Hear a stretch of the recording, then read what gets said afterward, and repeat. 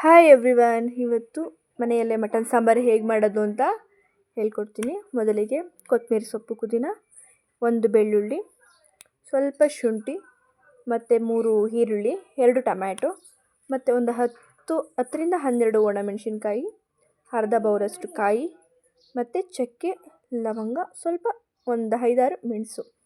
ಇದನ್ನೆಲ್ಲನೂ ready ಮಾಡ್ಕೊಬೇಕು. ಇದೆಲ್ಲನೂ ಜಾರಿಗೆ ಹಾಕ್ಕೊಂಡು ಫುಲ್ಲು ನುಣ್ಣಗೆ ಗ್ರೈಂಡ್ ಮಾಡ್ಕೊಬೇಕು. ಸೊ ನಾನು ಅದು ಗ್ರೈಂಡ್ ಮಾಡ್ಕೊಬೇಕಾದ್ರೇ ಸಾಂಬಾರು ಪೌಡ್ರ್ ಮತ್ತು chilli powder add ಮಾಡ್ಕೊಂಡಿರ್ತೀನಿ.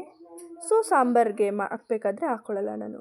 So mutton ತೊಳೆದಿಟ್ಕೊಂಡು ಅದಕ್ಕೆ ಉಪ್ಪು ಹಾಕಿ ಅದ್ರ ಫುಲ್ಲು ನೀರೆಲ್ಲ ಹೋಗೋಂಗೆ ಫುಲ್ ಹುರ್ಕೊತೀನಿ. ಸೊ ಅದು ನೀರೆಲ್ಲ ಹೋದ್ಮೇಲೆ ಮಸಾಲೆ ಹಾಕ್ಕೊಂಡು ಫುಲ್ ನೀರು ಹಾಕಿ ಫುಲ್ಲೆಲ್ಲ ಮಿಕ್ಸ್ ಮಾಡ್ಕೊತೀನಿ. ನೆಕ್ಸ್ಟು ಸ್ವಲ್ಪ ರುಚಿಗೆಷ್ಟು ಉಪ್ಪು ಹಾಕ್ಕೊಬೇಕು. ಉಪ್ಪು ಹಾಕ್ಕೊಂಡು ಕ್ಯಾಪ್ ಹಾಕಿ 2 ವಿಷಲ್ ಆದಮೇಲೆ ತೆಗ್ದು ನೋಡಿ. ತುಂಬ ಚೆನ್ನಾಗಿರುತ್ತೆ. ನಾನು ಫಸ್ಟ್ ಟೈಮ್ ಮಾಡಿರೋದು. ಮುದ್ದೆ ಜೊತೆ ತಿಂತಾಯಿದ್ರೆ ಸೂಪರಾಗಿರುತ್ತೆ. ಹೇಗಿತ್ತು ಅಂತ ಕಮೆಂಟ್ ಮಾಡಿ.